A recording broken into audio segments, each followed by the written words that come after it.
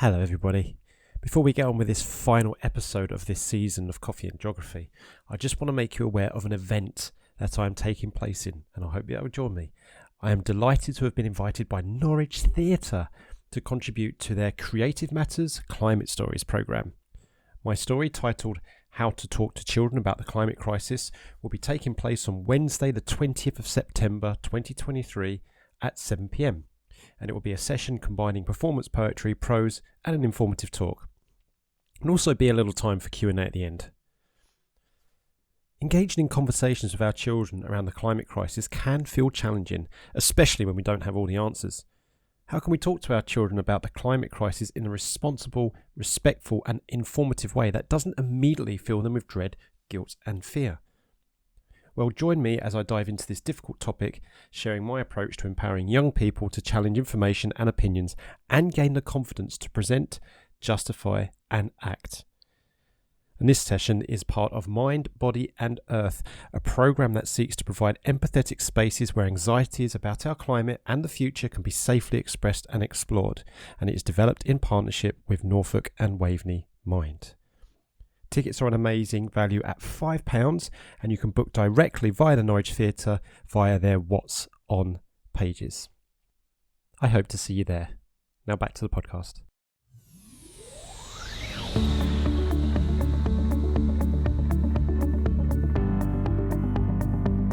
Welcome to Coffee and Geography, where my guests and I geek out about the world and everything on it, discovering that we are all geographers in some way, shape or form.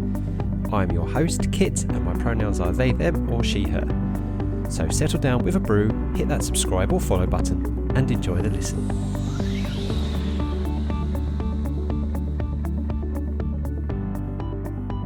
Hello everybody, and welcome back to the Coffee and Geography podcast. Oh, it's the end of another year for the podcast. It's the end of season 3, and I'm back with another special end of season episode. I cannot believe that this is the 86th episode. So I'm already starting to line up people for season 4. And during that season, I'll be breaking 100. Now, maybe you would like to be the 100th episode of Coffee and Geography. Well, I'm taking applications and calls for being on, and you've listened to the podcast, you know what you're getting yourself in for, and so look for the link down in the description for how you can put your name forward. It'll be so amazing to speak to you.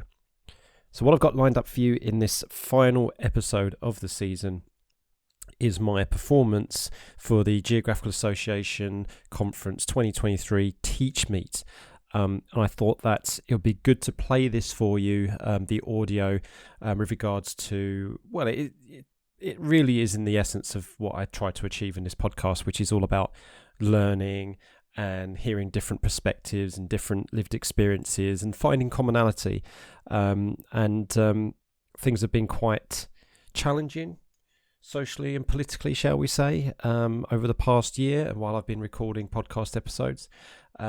Speaking to all the wonderful guests has kept me grounded and kept my humanity, and attending the GA conference back in April is always a joy, but to reconnect to people face to face and from the geography teacher community is always a joy. So what you're about to hear is called Nothing About Us Without Us.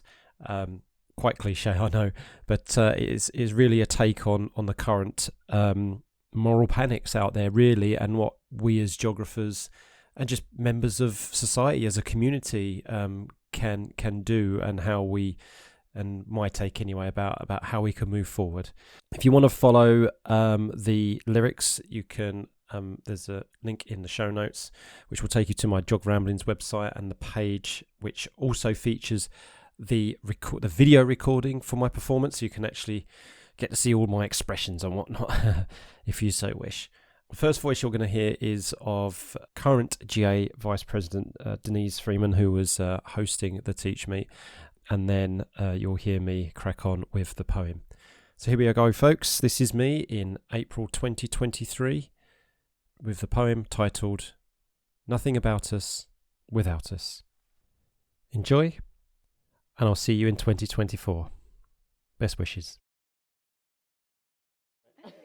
Right, and now, last but by no means least. It doesn't need that. You don't need anything else. You just, the floor is yours. Thank you. A bit of preface just to this. I'm a very angry person right now. I know that may not come across, but it's like in you Marvel fans when Hulk says, I'm always angry, yeah? But you are a collective, you are a collaborative group, a community, which is very dear to my heart, and I've said that so many times before, that the way that this is structured is exactly how my emotions have been over the past week or so. And you people have just been presenting, you're not going to get away scot-free, because I've just been writing as you've... So there's a bit of humour. Thank you to the folks on Twitter who have contributed to this. Thank you to the folks of the sessions I've been to. You might find you appearing in this. And thank you to the folks who've just been doing the Teachmeet, because you're in this as well. This is called Nothing About Us Without... hashtag Nothing About Us Without Us, or The Power of Geography, Voice. It's a bit hard-hitting in places, but I don't apologise for that. Tune that dial precisely at the frequency you want it, because everything else is noise. The Earth isn't round, it's not even a sphere. You have your corner of it, it must be a cube. And there the voices echo, echo. In your chamber of fear. Fear? Fear? I ain't anything like fear, snowflake, I just ain't woke. I blame the teachers. Some folk are just prisoners of geography, doomed to have their eyes shut, forever asleep in a dark valley where no sun can penetrate, forever bound by the phobia that is the fad of the time, the talk of the landlocked town with a broken cultural infrastructure, the hot, dense air muffles all but the loudest groupthink chorus helped onto pedestals screaming, "We are being cancelled! You are being erased by them!" The finger points to the person of colour, to the migrants, to the infirm.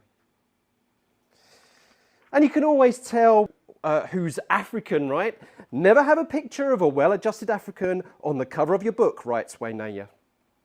In your text, treat Africa as if it's one country, he continues, hot, dusty, with rolling grasslands and huge animals and tall, thin people who are starving. This is Africa's voice? One monochrome projection, not 54 colonial constructs, and definitely not 1.2 billion souls, hopes and dreams across 6 major climate zones. 1.2 billion single stories? Well, only one is dangerous. Adichie admits and appreciates her middle-class privilege on one hand, palm open. But on the other hand, dismisses the trans voice of colour by waving the other. Single stories are stale, the regurgitation of knowledge passed down from power and privilege, colourless, lifeless, static. But stories of old, time immemorial, derived from the land, collaborative, stories of parable, of morals, of legend persist, teach, help us grow if we listen. The voices can be old, wise, tales of colonialism and pre-disruption from the stewards of colonial Cameroon to the guides of nurturing the land from mutual productivity from the indigenous peoples of the Great Plains.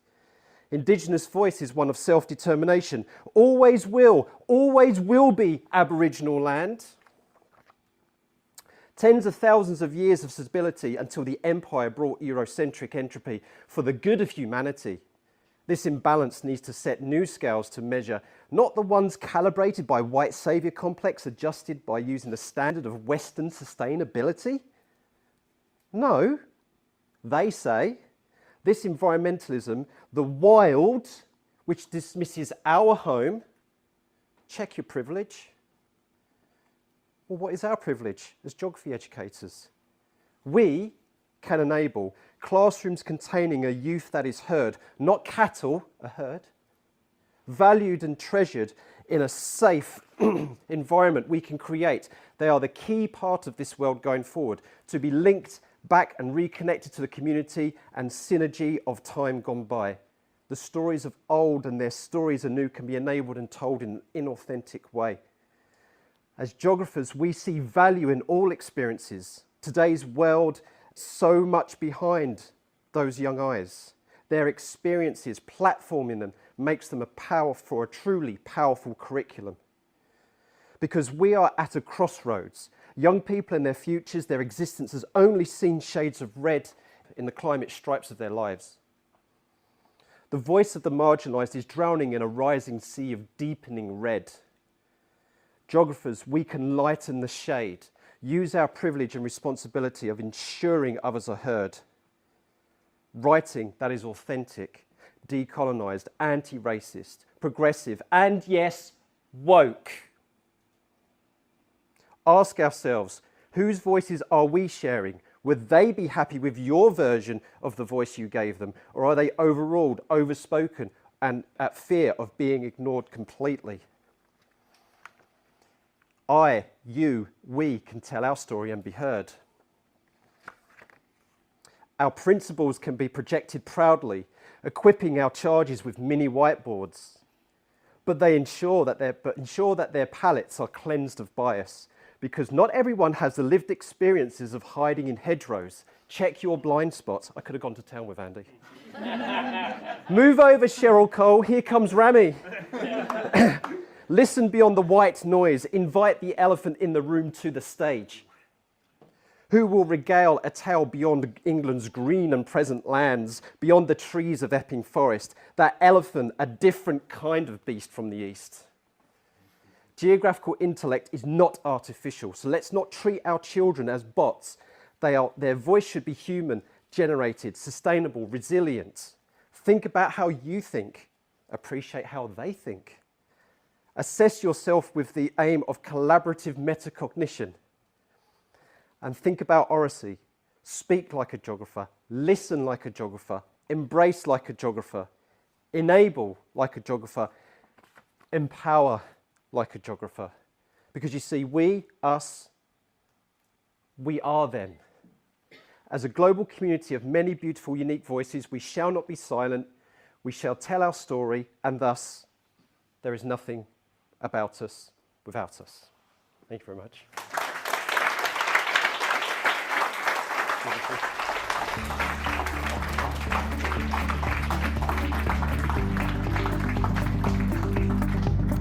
Not sure how I'm supposed to follow that, but I have to.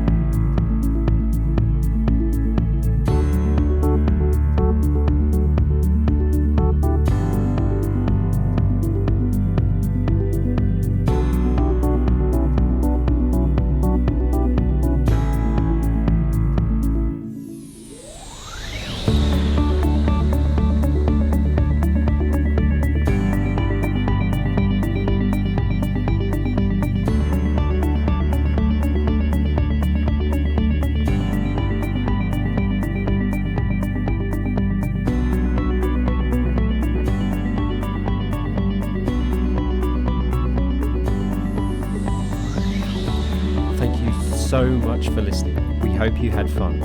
If you haven't already done so, please subscribe so more stories and experiences can drop into your favourite podcast app.